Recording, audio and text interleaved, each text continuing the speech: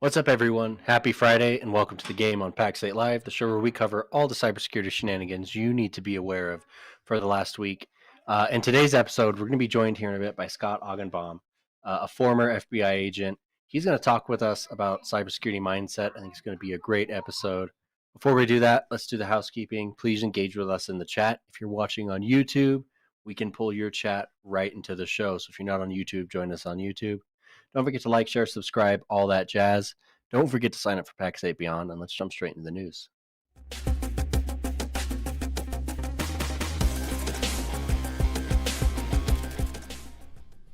Man, Dom, I guess we'll just address the giant elephant of spy glasses in the room, but I know everybody's wondering, and yes, I'll say it.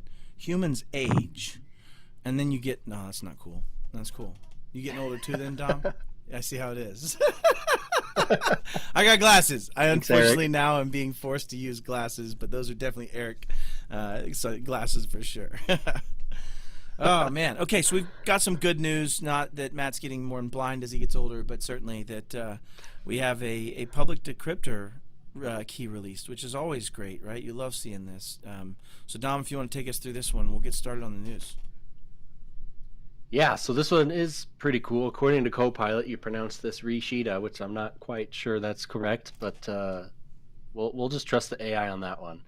But a Rishida ransomware encryption tool has been publicly released and detailed in a preprint paper by South Korean researchers. The Rishida decryptor takes advantage of a vulnerability in the ransomware's encryption process, enabling the process to be reverse engineered to recover files. So the researchers from Kookmin University and the Korea Internet and Security Agency, or KISA, which I would assume is much like CISA, they developed a method to predict the encryption keys generated by the Rishida, as well as the order in which the malware encrypts files, which is pretty cool. And the method is incorporated into a free automatic decryption tool available on the KISA website. So that's probably enough of the article. This one's pretty interesting. It was done by public threat researchers, which was awesome. They found some system time related vulnerability, right? Yeah. It uses some level of micro time to generate a code or a key. Yeah, like so, you know, in any time you're doing encryption, you want to try, and Dom, I guess you're more the expert on this than me, but you want to try to make the pieces of that encryption not something static or discoverable or manageable. Predictable. And predictable. In this, they did system time as a component of the actual encryption key, which meant they had this known fixed point. By definition, is highly predictable, by the way. Yes, that becomes extremely... epoch time happens to the atomic level, as a matter of fact, right? So, yeah, it became very easy to be fair, to come up with that. Generating a random number is one of the hardest things to do in computing. Like, computers are not meant to be random, nor are humans, by the way. Humans cannot think of random numbers. There's a whole probabilistic table of what number you're going to think of. If I say guess 42, number between you 1 mean and it's 10. Not going to be random every time I use that? You're blowing my mind it's right not. now, Dom. No. So okay. All right, we use, like, you know, the wind and the decay of radioactive materials to generate random numbers. Like, it's not an easy task. So, but they could have done better than system time. And it's always great news to see when there's tools that people can consume to get their data back. Yeah, and that's what the what is of this, which is ultimately, if you've been hit by this ransomware, perhaps you maybe restored from backup, but you had this lost X days, or you had something else that you needed from a contextual perspective, there may be now an opportunity to decrypt that data based on these tools that are coming out, right? And so I think that's just something to think about, is every time you see one of these decryptors, it means somewhere, someone is going to have the ability to restore something they didn't have the ability to restore before, or weren't going to pay the ransom for, or perhaps the infrastructure is already spun down now and there would be no path back. And anyway, so it's always great we see these. The FBI's had several iterations where they've found it, but in this case, this one was found through a research team in Korea. Right, I'm finding some vulnerability in the way it was time-stamped. And as you saw in that article, they actually built on their knowledge, and this happens a lot too. They learned one thing about it. Hey, kid, this isn't really random about these files. What's happening here? And then, okay, now there's these other non-random components that are tied and ultimately prove that it's system time origin. Anyway, so great right up there, and great for everybody that needs that. So, all right, Now we have the other side of that coin. We wanted to start positive today and then go to the other side. But this one kind of speaks towards how international this challenge really is, right? Is in this headline we have ransomware attack knocks 20 Romanian hospitals offline. And what they're really getting to is there's this centric service called the Hippocratic, right? So you think about the Hippocratic Oath, right, from that origin. Information system, or HIS, Hippocrates, I guess probably in the way you'd say that. But used by hospitals to manage medical activity and patient data, impacted at least 21 hospitals, forcing them offline. And that's just because they were reliant upon this one central service. But if you're thinking about risk impact, you have to start analyzing where's my largest risk and where are those single reliant points. The attack launched over the weekend targeted the production servers running HIS information system, resulting in the system's database being encrypted. I love this, like, just instant jump over to, and then they were encrypted. Like, that was it. Just, and then they were encrypted. It's just poof. Poof. Then you saw Sally, took her hand, and then they were pregnant, right? And you're like, no, there's other steps as part of this, I think. But anyways, there's no information on what ransomware operation targeted them. They're investigating the incident. Advancements in healthcare industry like remote health, EHR, and the Internet of Things has provided cyber criminals with more opportunities to attack the sector. Yeah, no truer statements. perhaps. Right? So, and the point is, this is Romanian hospitals taken down. This is a crime of opportunity, a crime of money, a crime of those things. And we brought somebody brilliant to talk about crime later. Like, I'm getting through this because I know I'm the least big persona that's going to be on this show today. So I get to be like Big Matt today until our guest shows up, because he's amazing. Let's get to the talking about this, Dom. Like, ransomware groups attack hospitals, attack all kinds of things. But, you know, this isn't just a U.S. problem, right? This is global, isn't it? Literally anywhere there's a connection to the internet, right? Like, that's the target space that threat actors can function in, unless they're state sponsored and they probably don't act in their own country. But in general, there's literal billions and billions of things that you could choose to attack that are connected to the internet, and a lot of those things have little to no network layer protection. There's no edge on a lot of these things, which is an even bigger problem. That's where the OT attacks are coming into play in critical infrastructure. And I would reckon a lot of that's the same at hospitals and large healthcare facilities. There's a lot of ways into a network. A database level encryption is interesting, and that could be poor writing on the part of the reporter. But if they did Web truly target and vulnerability. encrypt the database, that's an interesting concept. Was it done remotely? Was there an on-server payload? Be curious to know. When you get into it, Dom, like, how broad is a hospital network? Like, how many?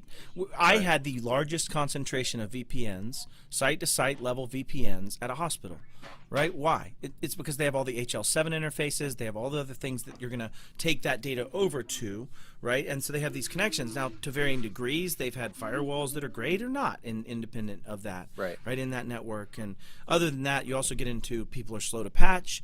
You have limited budgets on the infrastructure and the humans there. You have limited cybersecurity response capabilities. And really, right, as Scott's going to get into, you really get down to, it's often the basics. It's often the mindset. It's often not even there and proper. People aren't set up to succeed. They are set up to fail. And so, right, which brings us to another failure that we'll talk about. And this one, I think, can be a probably pretty big one, but it also, I think, Dom, shows something positive happening in our world with respect to transparency, with respect to some of that. So let's tackle that. Dom, why don't you run this one real quick, and let's take a look at this news article. Prudential Financial, real small financial firm. They don't do a whole lot of business. Yeah, never heard of them. They're like this little baby company. Right? Breaching and data theft cyber attack. So Prudential Financial disclosed that its network was breached last week. I believe we found this article a couple days ago. With the attackers stealing employee and contractor data before being blocked from compromised systems a day later. So leading global financial services, Fortune 500 company, 1.4 trillion with a T in assets, provides insurance, retirement planning, wealth management, et cetera, to 50 million customers across the U.S., Asia, Europe, and LATAM. So second largest life insurance company, et cetera. But this is the interesting part and probably the cool part. In an 8K form filed with the U.S. Securities and Exchange Commission, or SEC, earlier today, the company revealed that it detected the breach on February 5th after the attackers gained access to some of its systems one day earlier on February 4th. So as today's report, we believe that the threat actor, who we suspect to be a cybercrime group, accessed company administrative user data, et cetera, et cetera. It's probably enough of this article. But Yeah. obviously, this is a staggering breach. That's a lot of customers, which means there's a lot of employees. We don't quite have the scope of that impact yet, but they reported it to the Yeah. SEC on their 8K. You know, why did they do that? Yeah, that's what's so good about this, right? And I say good, take it with a grain of salt, that there are, even as we talk about this, constitutional arguments of whether the SEC is constitutionally allowed to even do what they're doing right now around collecting this evidence and information for the shareholders. Like, this isn't even really finalized, but let's just say as of this year, you now had to, or late last year, you now had to file a Form 8K for any type of incident you think will materially impact shareholders, right? And so you start looking at this.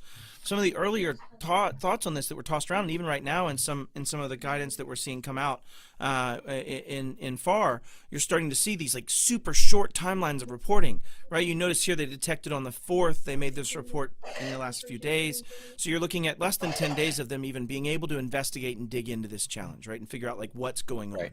Some of the reports ask for 4 hours, Dom. Like, you don't even know what's going on. The paint's not even wet, let alone dry yet in that first 4 hours. So anyways, for me, I think the positive that's coming out of this, though, is we are seeing early disclosure. I believe we're trying to see transparent disclosure of what we know and what we don't know. And just because they say we don't know, or we're digging into other systems, they probably are. They're digging into gathering the forensics. Oh, in that time getting frame, 800 out. Yeah, 100%. So anyways, any thoughts on this, Tom, to close it out? And then we'll jump into I would just Robin's say, stuff. Even if you're not a publicly traded company, right? Like, you should be disclosing, first of all. And I do think there's a level of responsibility you have, whether or not you're legally bound. But it's not a bad thing to disclose with the information you know, even if the information you know is really limited. Like, you can and should come out and say, hey, we're experiencing an incident. We don't yet know the impact, but we're on it. We're going to figure out what's going on here, and we'll share more information when we have it. And so long as you do share more information when you have it, and you're humble and you're transparent about it, I think, for me at least, that shows a lot of good faith, right? That you give a shit and you realize that something's gone wrong and you're trying to address it. Yeah, 100%. Yeah, 100%. And I think to your point, though, is disclosing knowledge what you have, say what you don't know, but that you're also digging into it and you are investigating this. You have public trust in play. People are investing their livelihoods, their retirements, right? They're trusting in these companies to be forthcoming in their public $1.4 trillion worth, as a matter of fact. Yeah, just a couple. Yeah, just a couple dollars. So I like seeing this here. I think it was to the point. I don't think they overspoke and I don't think they underspoke. So I'm a fan of what we're seeing so far. I'd love to get your opinion in the chat. Tell me if you think I'm an idiot on this, please. But I think Prudential's doing the right thing. Dom, you had one more thing you wanted to tackle, and I'm okay if we bump this back just a little bit, just because I like making Scott wait just a smidge anyway. Just a smidge. And it's fun. I have only that power in life. Yeah. I was browsing on LinkedIn as one does, and Jacob Horn was doing what Jacob Horn does. And he was asking the question, after all these years, is the CMMC finally going to come to roost? And then he brought up the point, and I forgot the actual number, but something like 5 times or 12 times the amount of rules get passed and enacted by the federal government in an election year, which makes a lot of sense. There's about to be an administration change, perhaps, which would lead to a dramatic change of opinions, probably at the top. So when you're risking administration change, I think if you're a government official, you try to get ahead of that. But it got me thinking, and I do think this is the year that CMMC lands. I think the final rule comes out, and I think it gets put into production, if you will. I would say skips in. I don't know about lands, but skips in on its belly. It's a little choppy. With crushed and crippled landing gear, but let's call it skips in. Skips in. But Matt, we were talking about this, and you brought up an interesting conversation you saw with Jacob about the False Claims FTC Act, and the False Claims Act. Yeah. Yeah, 100%. So one of the other things you and I made a prediction on back in October of 2021, right? This is when they stood up on stage for the DOJ and said, we are going to start using, under the Civil Cyber Fraud Initiative, the False Claims Act from 1863 to sue on contracts with the federal government in places we pay money as a methodology. They did $2.2 billion in lawsuits in 2022 in that subsequent year, and we've seen it. But what was really interesting that came away, and if you're not following Jacob Horn and some of the stuff that's been put out from that compendium, you should be. But they talked through some of the legal aspects. This is actually known lovingly as Lincoln's Law, right? And it was known as that was generated there. And it's been updated a couple times, 2010, I think it was, 2009, 2010.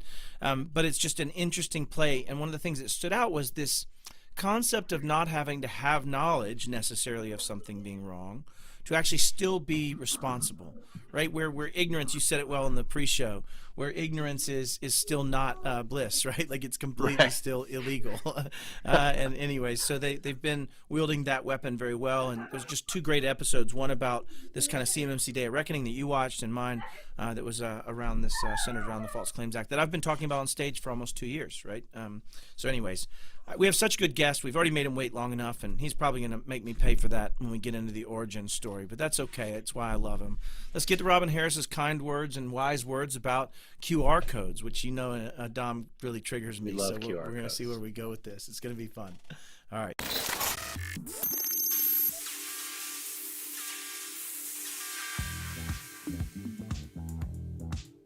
Let's talk about convenience. And one of the convenient technologies that hackers have figured out how to exploit are QR codes. It's kind of convenient just to take your phone and scan this thing, and now you're off and running to wherever you need to be, or you're ordering your lunch, or you're doing something, right?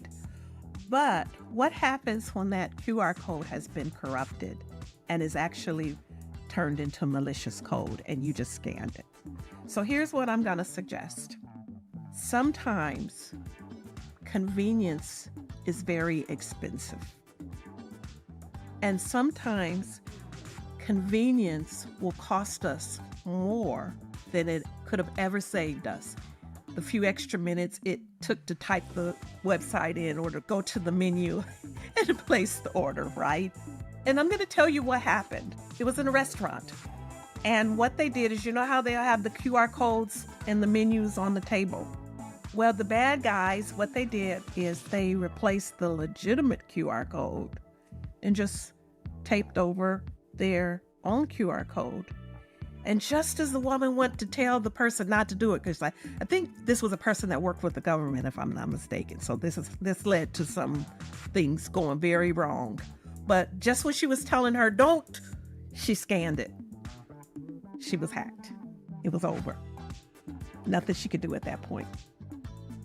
And really, I was just looking in the kitchen, and I was looking at something that came in the mail, and it was about some fitness thing. And I'm like, I don't know where this thing came from, but it had a QR code on it. I was like, oh no, I'm not scanning that thing. I have no idea. It could have been a flyer left on the front porch or in the mailbox or something. I have no idea where that document came from. I am not scanning that QR code to find out. So you think about, at the mall or whatever, they put the flyers on the cars and, get this great discount, scan this code. Oh no, don't do it. Don't do it. I'm telling you, the bad guys count on us being a little lazy and wanting things to be convenient. And I mean, I get it. It's easier to just do that. But yeah, don't do it. Don't do it. Unless you are absolutely 100% sure that that is the original, legitimate QR code, don't scan it. That's my advice.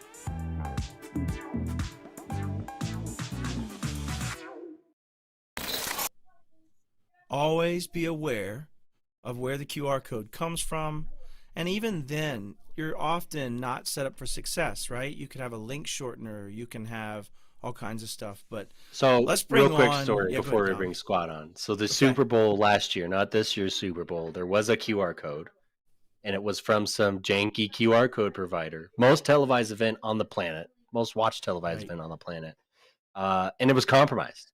The entire audience of the Super Bowl got a compromised QR code. I'm just saying. Yeah, it's fair. It happens, 100%. All right, well, let's hear more about cybercrime, since we have probably one of the foremost early players in this world with us, and I'm honored to bring on Scott. So let's bring Scott in and let him tell his backstory. Scott, please introduce yourself and tell everybody who you are, and maybe make fun of me. It's possible. plenty of time to do that. Well, hey guys, thanks so much for having me on. I'm Scott Augenbaum. I'm a retired FBI agent. Had an amazing 30-year career. Spent the majority of my career on the investigation of cybercrime. Back in the day, we used to go after overweight teenagers who were balding and wore really thick glasses and everything like that, who were making legal access into NASA and public health and all that stuff. And I used to just put my arms around these guys and I go, you know what they're going to do to a guy like you in prison? And I don't know. That's how they always cooperated. So Matt, why don't you explain how me and you met? Well, I think, as I remember it, I was adding significant value to a stage presentation. As your attorney, don't talk anymore. Okay, my bad. I'll stop. How do you remember it? How do you recall us meeting? No, it's great. It's great to be with you guys. I'm a retired FBI agent. Love listening to your show. You bring so much value, and really had a great career within. I started with the FBI when I was 20 years old, because my mom filled out an application to become a file clerk with the FBI.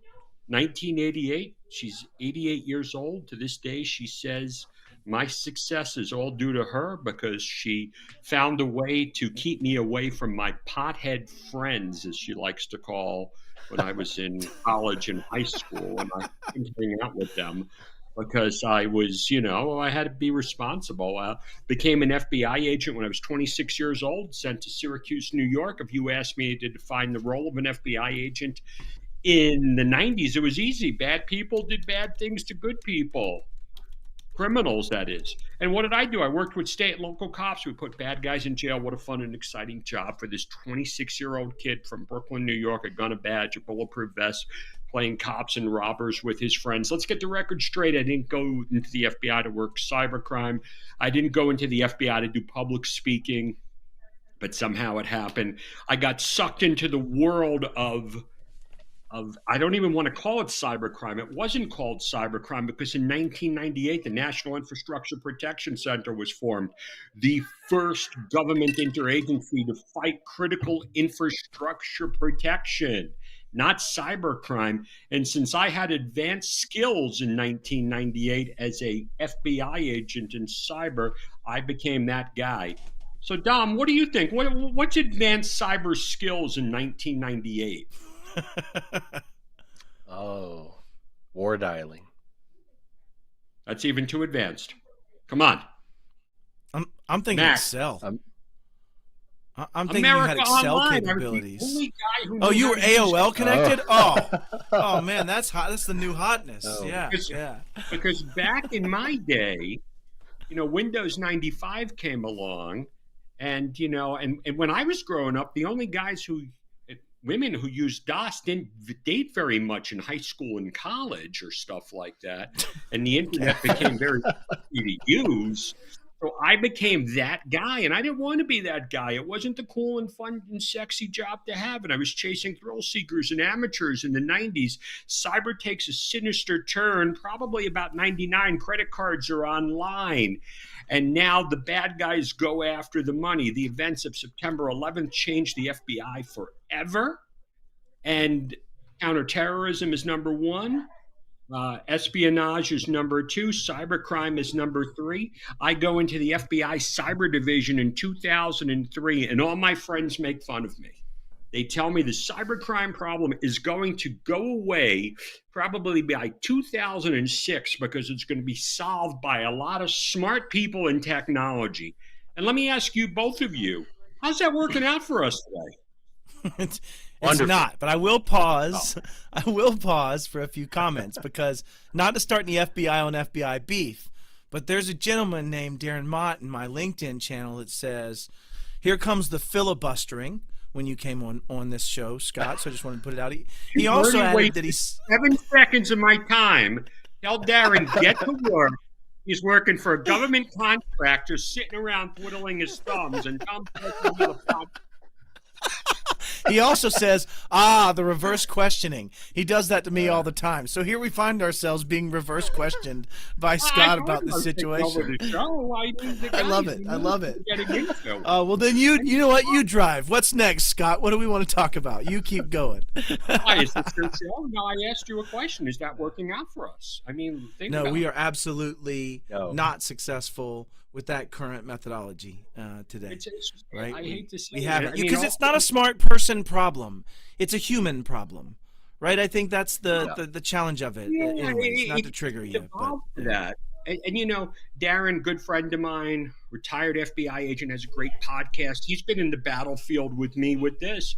And Darren and I were dealing with these things as FBI agents, because we both led cyber squads.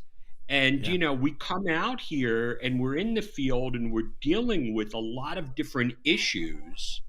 And it's always the same thing over and over again. And during my career, I've interviewed probably 1,000 victims. Darren's interviewed thousands of victims, and they all come up with a couple of commonalities. And I want to run this by both of you in the audience. First of all, and let's think about it, none of my victims ever expect to be a victim. Why would anyone want to target? Yeah. Number one. You know, and I mean, you're in the field. You guys are dealing with businesses. You guys are dealing with it. Do you ever come across a customer who's like, oh my God, I'm really good? Until something bad happens, people don't pay attention. The cyber budget miraculously shows up after the IR team leaves. It's every weird. Time. Yeah. Every time. Yeah. Every time I've met or they go out of business. I mean, it's one of those two. Right. Yeah. But I think the only time I've ever had someone know they were going to be attacked was actually a guy that in the same day asked me to take away passwords. So I don't want to give it a lot of value on the statement of him knowing. But most people, to your point, Scott, like they genuinely think it's not going to happen to them. It's the same reason people do anything that's risky. They always believe in the positive outcome. It's just kind of the nature of people, especially with something they don't understand. Right. And so I think it's one of those things where that's the situation we see playing out is people don't understand. And to your point, Scott, which validates that first point 100%, they never expect to be the victim because they don't want to be. And so in their mind, it's not me. But to counter your point, though. Forget about the companies. Let's talk about, sure, you know, what the things that break my heart. It's just like every time I had a senior citizen or a small business or a nonprofit organization or a religious institution, everyone said, I can't believe I was a victim. And then when law enforcement gets brought into the fact, and this is what I call the second truth about cybersecurity, the chances of law enforcement coming in with a magic wand and fixing the problem, getting your money back, getting your data back, coming in with the magic decryptor key, I'm going to be honest with you, it's kind of slim to none. And that kind of broke my heart. I mean, because here we are, we're dealing with victims. I've dealt with a lot of Fortune 500 companies. I'm going to be honest, I didn't care. And I know you might say because I'm from New York, I'm law enforcement, because I was too concerned about, just like the other day, I dealt with a victim who lost $600,000 in a pig butchering scam. And they're calling me and they're pleading, please call the FBI. I want to get my money back. Please call Coinbase. So both of you, you're on the front end of this. You're dealing with companies and victims all the time. Tell me if I'm wrong. Is that a true statement or not? Can law enforcement get your stuff back and fix the problem? Hey, here's where I want to create a little dissonance in this, Scott. I would say, to your point, 96%, 97% of the time, no. No. You are, however, seeing a really good change in a lot of the ways these play out, where the faster they get involved, the feds have been peeling some money back from cyber gangs. You have seen them come out with decryptors through that. But to your point, it's a really small percentage of the time, and it really is dependent on how fast you know you've been pwned. Oftentimes, these threat actors talk you into wiring money somewhere, and they know the wire transfer times. They know the ACH settlement times. They're already way ahead of it. Been that way since the Zeus botnet, right, early with Silas. And so you have a very interesting mix where, Scott, you're 100% right in that if you were looking at this being a chance of how you're going to get solved, an ounce of prevention is worth 15, 20 pounds of cure. And even then, the pounds of cure might not be there unless you need them day one, right when it happens, you know, explosion minute zero. Anyways, go ahead. And here I am. It's probably 2 years before I retire. I retire in 2018. I don't think the problem could have got worse in 2018. And here we are today. And I'm sitting here, I'm doing a presentation for a law firm. No, it's an insurance group.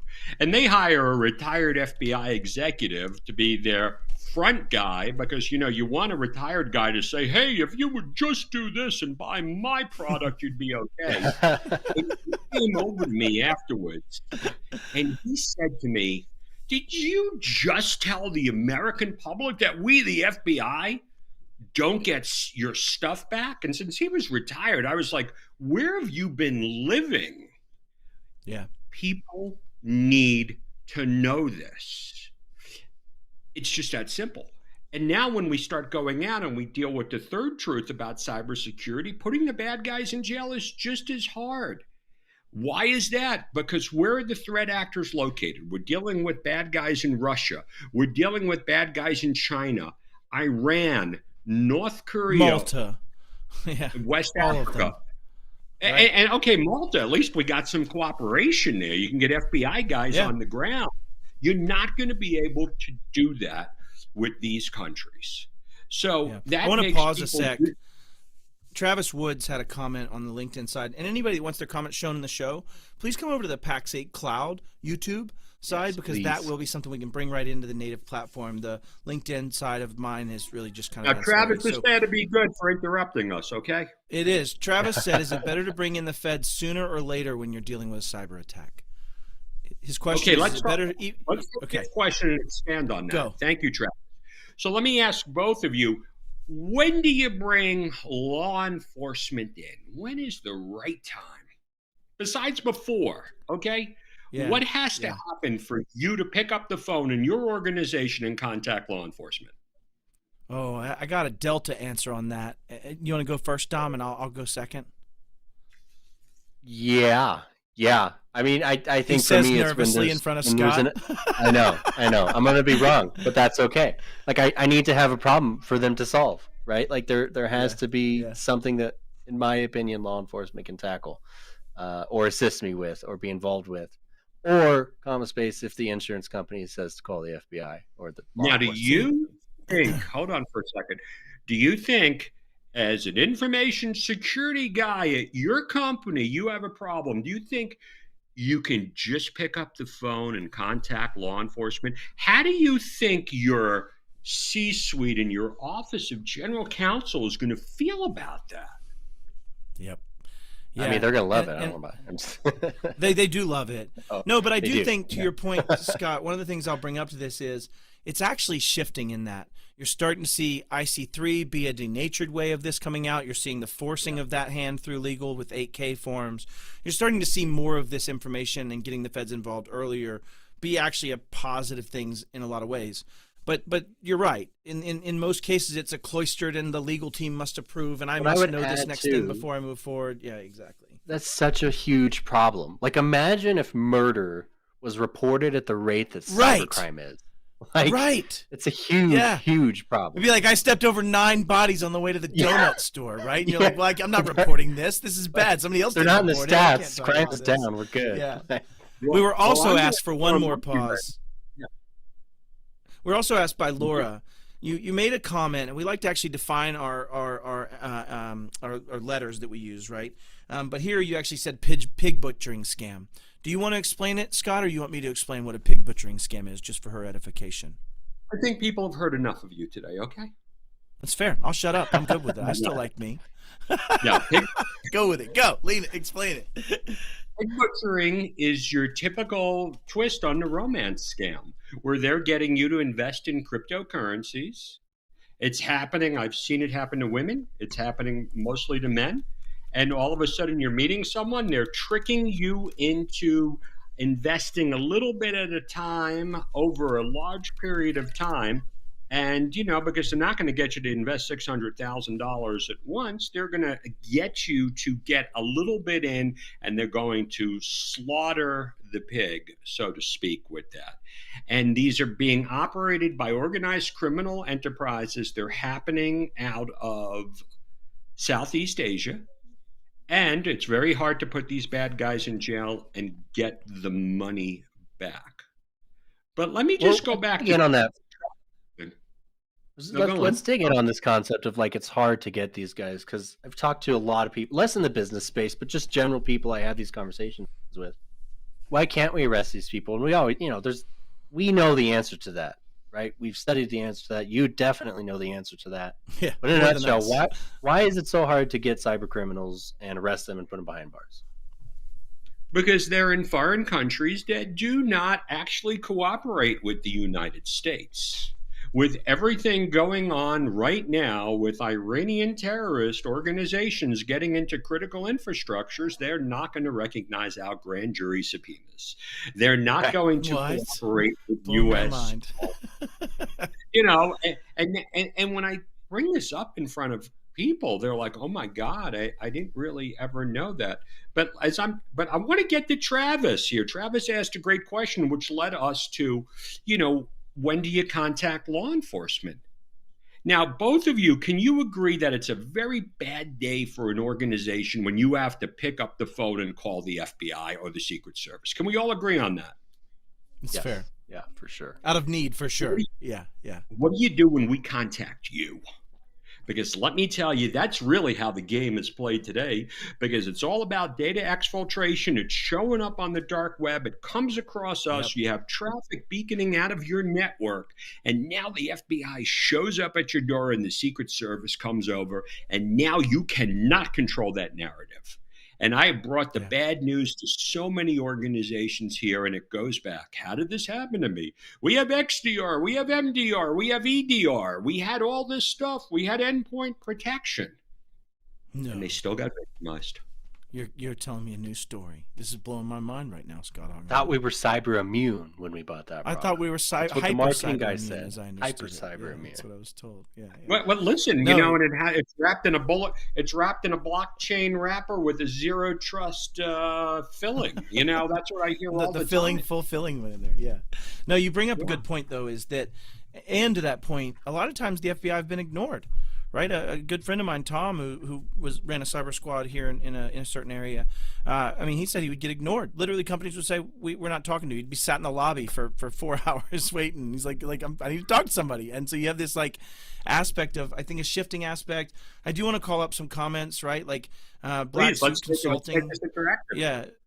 It popped up and said, better to build connections with law enforcement before the incident. I totally agree.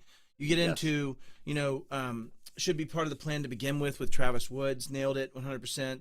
Darren, who's the cyber smart guy, says, know your FBI person is before you have a problem, not when you're in the middle of a problem, and certainly not when Scott has to come knocking at your door, right, to have these conversations from that perspective. So just a lot of this conversation all leading towards be there before, which is what you said we couldn't answer first, right, Scott? You limited the answer set down to you can't answer before, only after.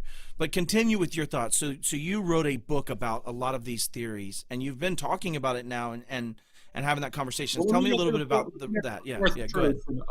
Let me get to the fourth truth, and I appreciate you plugging my book and everything. I try. I'm a giver. You're doing that. Last time I had the book, I almost hit you with it. You almost did, yeah. It's a nice size. But let's get this straight. And I want to ask the audience, how does that make you feel that you're not getting your stuff back? Nobody's going to jail. I retired in 2018. I didn't think the cybercrime problem could get any worse in 2018. Sure. And now look at us. We're spending more and more money to stay safe. So how does that make everybody feel? Well, I was a former employee assistance program counselor, so I was very good at feigning empathy. So I want to look for some empathetic feelings over here. How do we all feel? I think a lot of people made a lot of money on a challenge not solved, if I was going to be candid. Yeah. It means what we're doing isn't working. And that was kind of the epiphany that I had during my career. And the epiphany was, hey, wait a second. I discovered that almost 90% of what I dealt with could have been prevented if my end users were only armed with a few key pieces of information. Now, I know I am completely oversimplifying the problem, but things that are happening to end users, things that are happening in so many of us online. Forget about who we are in the world of information security. We have elderly parents, we have kids, we have family members, we all know small businesses. A lot of us are connected to different religious organizations.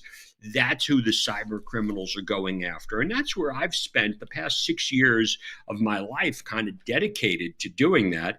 In the meantime, I built security programs for Fortune 500 companies, and I overcharge them to tell them very basic things, which I'm amazed I can still pull that off.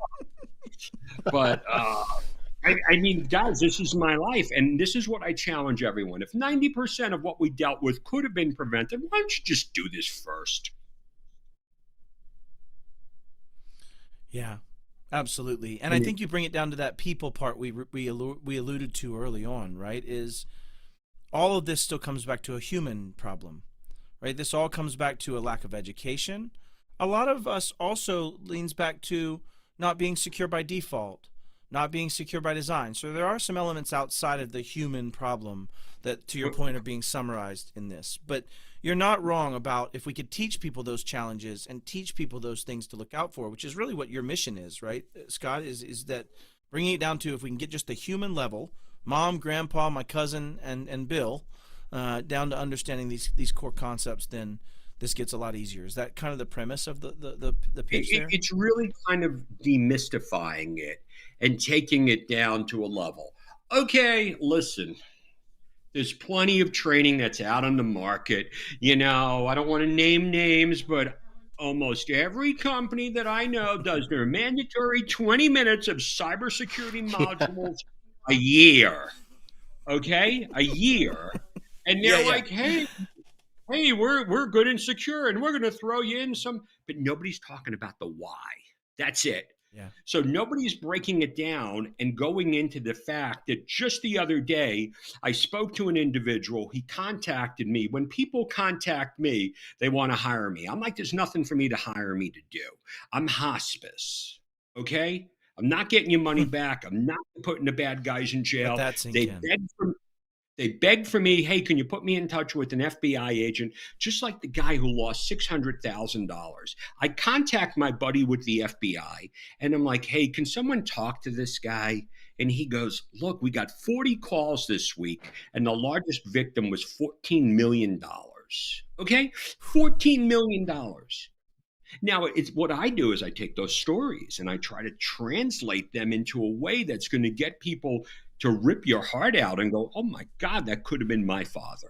That could have been my sister. That could have been my brother. And I'm going to be honest with you today. That is where I'm going to call out and I'm going to say that training is failing. It's not about training. It's about the awareness. And that's why I've created what I call the cyber secure mindset. And I've really been pushing that out to be able to tell people, like, look, during my decades with the FBI, I discovered maybe 8 things that if I can go back in time and sit with my victims, that were 8 key killer points. And if they just would have done that, they wouldn't have been a victim. But you still need a good trusted technology partner like you guys, because let me tell you, I can't segment networks. I can't tell you what to look for. But I'm telling you, everyone who goes out and they have MSPs or MSSPs, and I look at all the products and services, I'm like, all of that wouldn't have prevented any of my victimizations. Yeah. Only key pieces of information. And it's not like I'm holding that key pieces of information in. I talk about it all the time. Yeah, and in fact, I think you are even offering, if anybody reaches out, if you're watching this and want to reach out, Scott, what do you have for people? It sounds like you're making this book $1 million and you won't share any of it with people, as I understand. No, I have a lifetime subscription to Darren Mott's podcast. Sorry, Darren. Since you...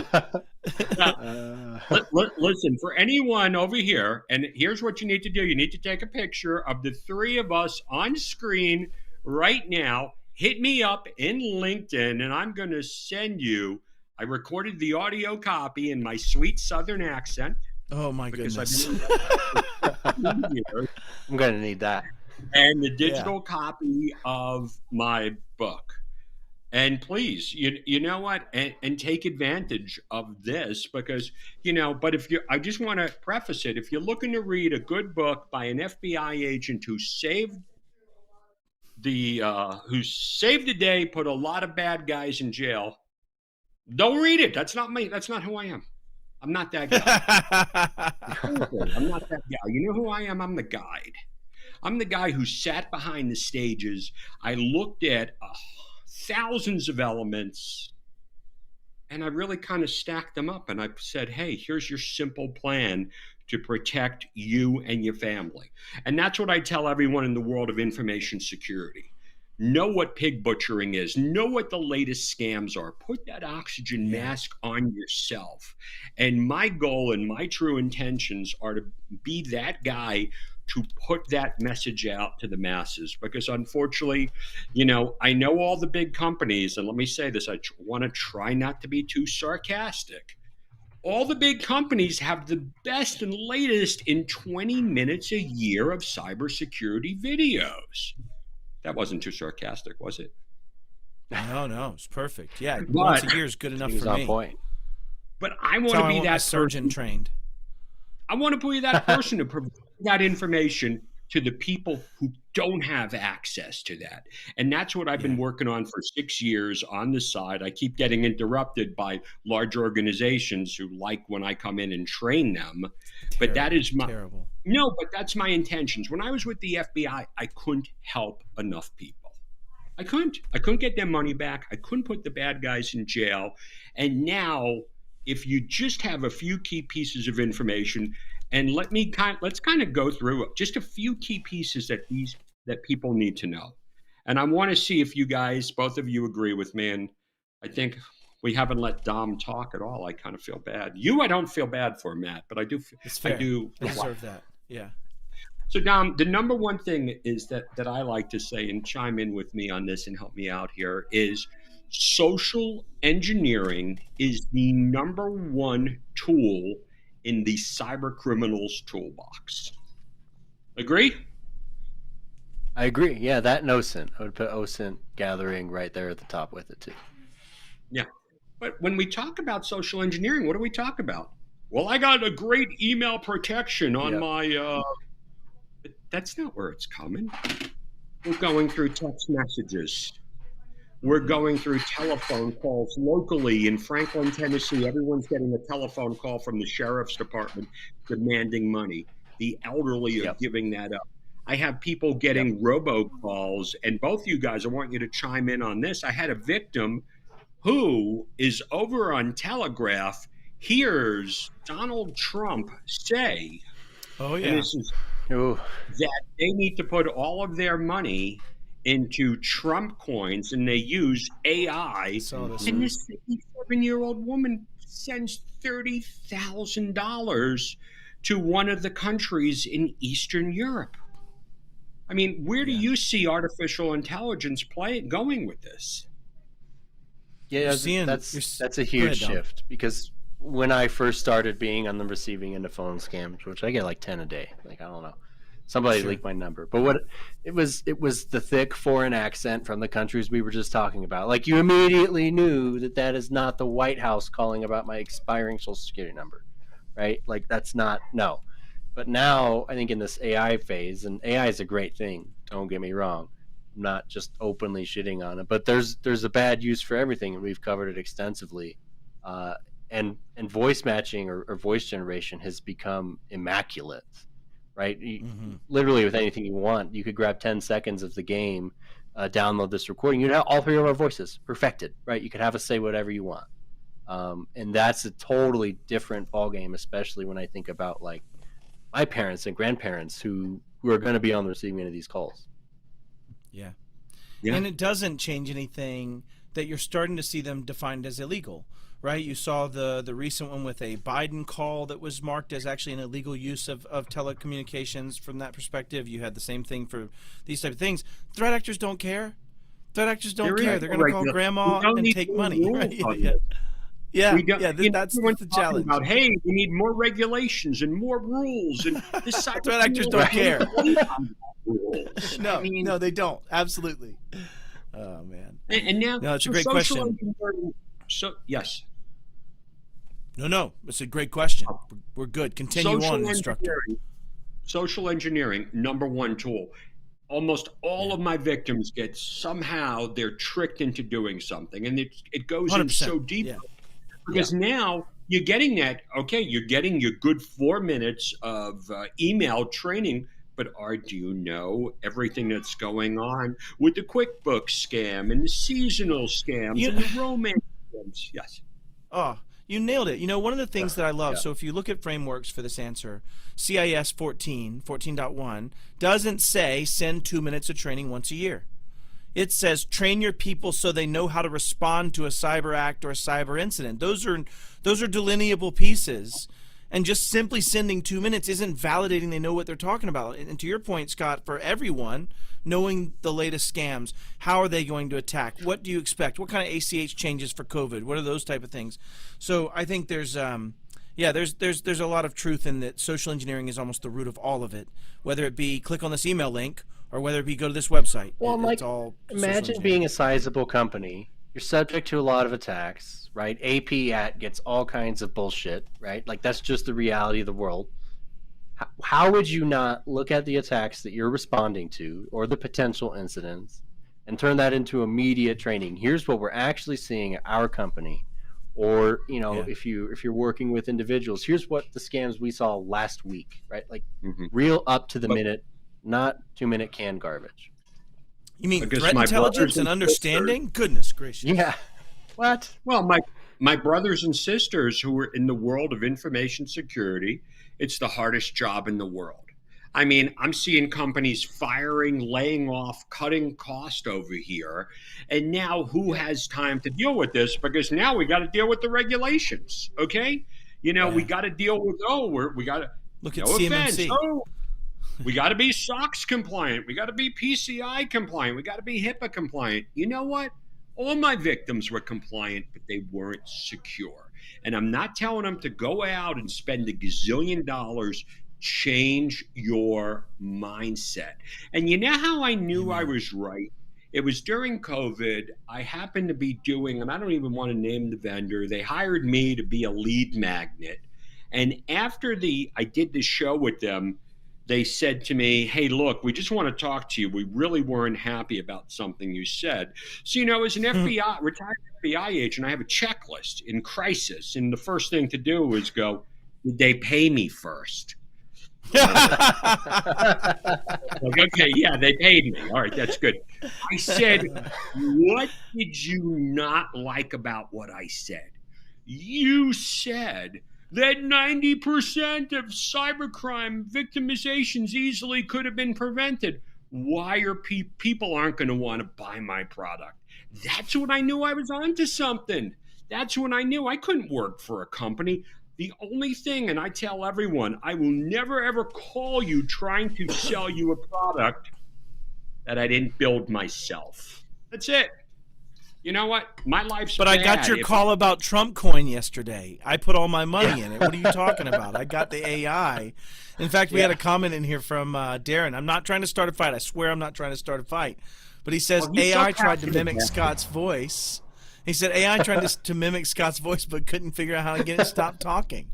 It was a permanent thing. I think you might be onto something about this this challenge. No, it's brilliant, man. And you're right, Scott. This mindset of cybersecurity, and to your point about being secure but compliant. You can be extremely compliant to some policy set that doesn't make you secure. Right? You can be abject of the forest for the trees by that. So anyway, Scott, I didn't mean to cut you off, or maybe no. I want to open this up to the audience and you guys and everything like that. For anyone who connects with me who does, I'm going to send you a copy of the book and also send you. I've created a framework. And this is what I tell people is, hey, here's the 10 things. Go do your own research. And this is what you should implement into your cybersecurity awareness program. This is built on what I've discovered with 1,000 victimizations. You don't need me. Go to LinkedIn, go watch my videos. And then once out of every 1,000 of these, I get a big call and someone's like, can you do it for me? I'm like, absolutely. but I never sell it. That's why I live a Yeah. passion project life. Yeah, I'm right there with you, brother. I mean, 100%. Dom and I both, where we're just here to educate. Once you do that and start driving the movement and change, then people either get on board or they don't, right? And that's what I appreciate anyways, about I what love you that guys about you. do. It's so important that we're out here and, we're contributing to thought leadership. And we're not sitting here going, because so much of thought leadership is disguised as, hey, let me tell you this. And if you just would have had that's great. Yeah. That's how I used to have hair, was because of those ads. I just pulled it out. Yeah, no, 100% right. And thought leadership means challenging how we think about things today. And I do like that that's where your take was. Like a LinkedIn user wrote this giant kind of thing saying, short of a spec ops raid on these fortified compounds in Myanmar, nothing will stop these organized crime gangs from continuing their pig butchering onslaught. Too much money's been made with close to zero risk, and since the grunts doing the actual scamming are essentially in captivity, it's not like we're going to catch them traveling to the French Riviera where we can pop them. And so, to your point, we're driving this conversation and helping people understand and be educated about these things. And that's why, I wanted you on the show. And honestly, that's why I've followed your career over the last, 3 or 4 years. And it's just awesome watching you get to go educate, predict, teach, and help people understand and change mindsets, right? Because that's the only way you get through a paradigm shift, in my opinion, is a different mindset. So I love it. Tomorrow morning. How do people connect with you? Yeah, go ahead. Yeah, you can connect with me on LinkedIn. As Augenbaum. I'm out there. My name, just look me up. Tomorrow morning, I'm getting up at 5 o'clock in the morning to talk to about 1,000 students in India. Why? That's cool. I love that. Because they're interested. They're interested. Yeah. It's just that important. And that's the thing that it's all about. It's spreading the message. We just did an event. We did. We were in detention not too and it long was ago. I mean, we did end up in detention because we got a little too threat actory, but it was amazing to see how engaged sort of the next generation, and those are the next generation practitioners that are going to come in and be defenders and be responders. And it was really cool to see that engagement's there. And really I came out of it hoping we get the industry ready for them, right? Ready to bring them in and train them and let them grow. Absolutely. So important over here to really build the future generation. I do love that I just watched Scott messing with my producers by bouncing in. No, I wasn't. I moved my camera, and I'm like, I just need to get back. And I feel so bad. I watched him back there. Enhance. Poor Jen's petrified of what's coming out of my mouth, I think, Oh, no, it's so good. I think you just had them all lost in it. No, so if you could leave one thing out of this conversation about, like, anything, I don't care. What would be the one thing you'd say to people to protect themselves, Scott, if you could just say it one more time? The true secret to cybersecurity is that most cybercrime victimizations easily could have been prevented if my end users were only armed with a couple of key pieces of awareness. This is what I call the cyber secure mindset. Follow me for more. I'm on a journey. I don't know where it's taking me, but I want to keep the world safe. And perhaps Dom and I have taken a different tack that 90-ish% of all these could have been avoided had the right people be educated on how to configure it and how to set users up for success so they're not the ones that have to make those decisions. And I think it's just two halves of the same problem, right, Scott, in that conversation. Absolutely. And I appreciate you guys for everything that you do. You're in the trenches.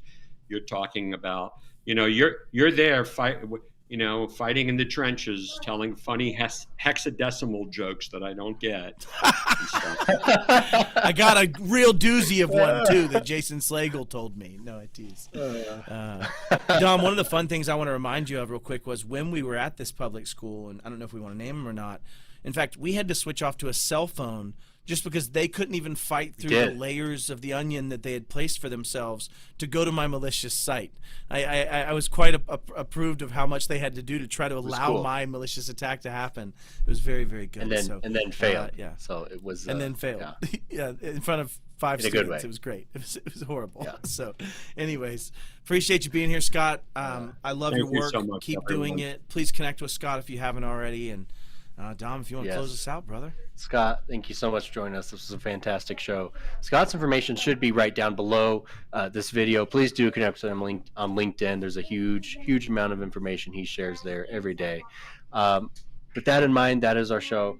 Thanks so much for joining us. We hope you all have a fantastic weekend. But before we get there, don't forget to join us next week. We're going to have Kyla Guru from Bits and Bytes on. And Matt, I know you remember her and her team. How much did we raise for them last year in the beard shave?